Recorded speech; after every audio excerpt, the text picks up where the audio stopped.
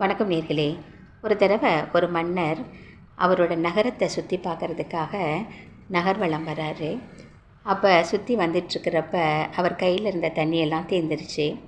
ஆனால் பெரிய சாம்ராஜ்யம், அதனால் அந்த சாம்ராஜ்யத்தை ஃபுல்லாக சுற்றி வந்துட்டு இருந்தப்போ அவர் கையில் இருந்த தண்ணியெல்லாம் தீர்ந்துருது.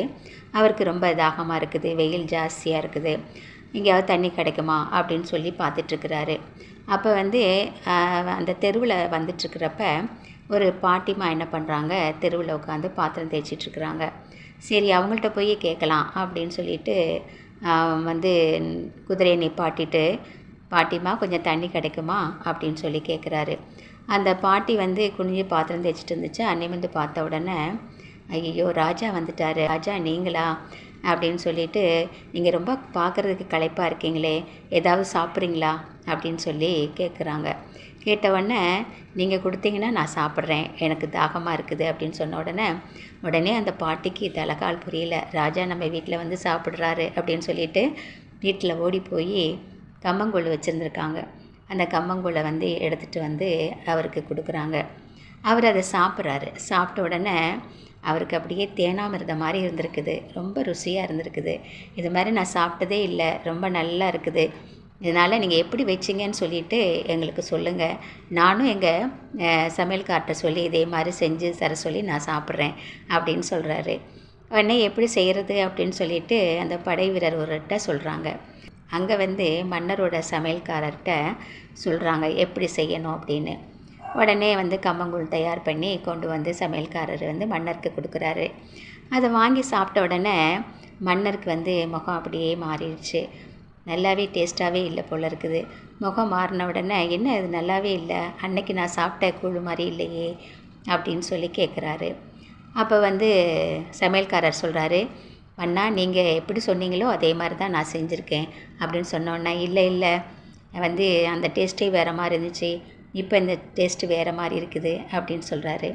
உடனே மன்னருக்கு பாட்டிமா நமக்கு வேறு மாதிரி சொல்லி கொடுத்துட்டாங்களோ அப்படின்னு நினச்சிட்டு அவங்க மேலே சந்தேகப்பட்டுட்டு அந்த பாட்டியை கூட்டிகிட்டு வாங்க அப்படின்னு சொல்கிறாரு. சொன்னோடனே பாட்டிமா பயந்துக்கிட்டே வராங்க. அவர் அந்த பாட்டிமாட்ட கேட்குறாரு, நீ தப்பாக சொல்லி கொடுத்ததுக்கு தண்டனை என்னன்னு தெரியுமா உங்களுக்கு அப்படின்னு சொல்லி மன்னர் கேட்குறாரு. மன்னா, நான் என்ன தப்பு பண்ணினேன், என்ன தப்பாக சொல்லி கொடுத்தேன் அப்படின்னு சொல்லி பாட்டிமா கேட்குறாங்க. நீங்கள் செஞ்ச கூழ் ரொம்ப நல்லா இருந்துச்சு, ஆனால் நீங்கள் சொன்ன முறைப்படி என் சமையல்காரர் செஞ்ச கூழ் ருசியாகவே இல்லை. அப்போ நீங்கள் எங்களுக்கு நீங்கள் செஞ்ச மாதிரி சொல்லித்தரலன்னு தானே அர்த்தம், அதனால் உங்களுக்கு தண்டனை உண்டு அப்படின்னு சொல்கிறாரு. எதுக்கு தண்டனை தரணும்னு விவஸ்தையே இல்லாமல் இருந்திருக்கு போல்.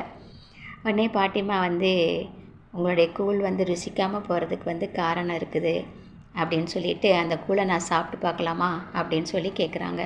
உடனே அந்த கூழை கொண்டு அந்த பாட்டிக்கு கொடுக்குறாங்க. அந்த பாட்டி வாங்கி குடித்து பார்த்துட்டு, டேஸ்ட்டு ஒரே மாதிரி தான் இருக்குது, அதனால் இதில் என்ன தப்பு நடந்திருக்கு அப்படின்னாக்க, நீங்கள் வச்ச கூழ் ஏன் சுவையாக இல்லை, அதுக்கு என்ன காரணம், 3 காரணம் இருக்குது, அதை நான் சொல்கிறேன் அப்படின்னு சொல்லி பாட்டிமா சொல்கிறாங்க. என்ன காரணம் சொல்லுங்கள் பாட்டி அப்படின்னு மன்னர் கேட்குறாரு.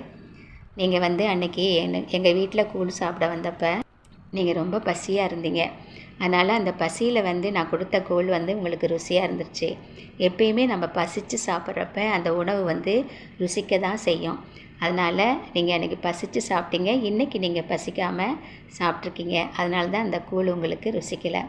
ரெண்டாவது என்ன அப்படின்னு கேட்டால், நான் எங்கள் வீட்டில் தயார் பண்ண கூழ் எங்கள் வீட்டு ஆளுங்களுக்காக நான் பார்த்து அன்பை அதில் நிறைச்சி செஞ்சேன். நல்லா இருக்கணும், எல்லோரும் நல்லா சாப்பிடணும் அப்படின்னு சொல்லிட்டு அன்பை அதில் ஊற்றி சமைச்சேன், அதனால் அந்த கூழ் ரொம்ப ருசியாக இருந்துச்சு.